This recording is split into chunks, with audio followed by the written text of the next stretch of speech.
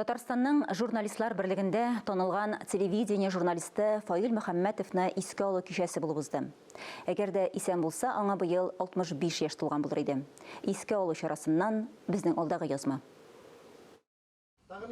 Фаил Мөхәммәтовны искә алырга килгәннәрнең һәммәсенең йөзендә елмаю.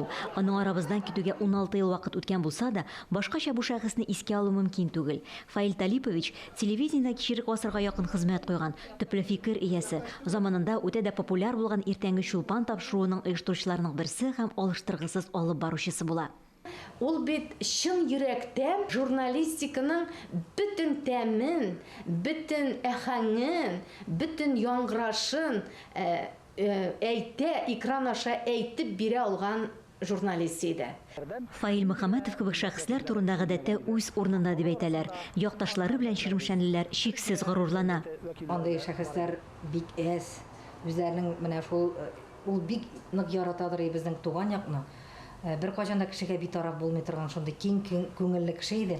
Татарстан телевидениесендә тәүге адымнарын ясаучы яшь журналистларга да канат куючы ул була.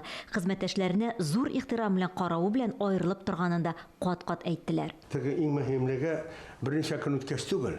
Менә кызуында әйткән сүз яңарган вакытта нидә бәяле бит.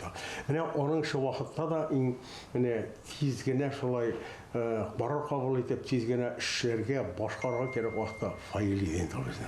Фаил иден.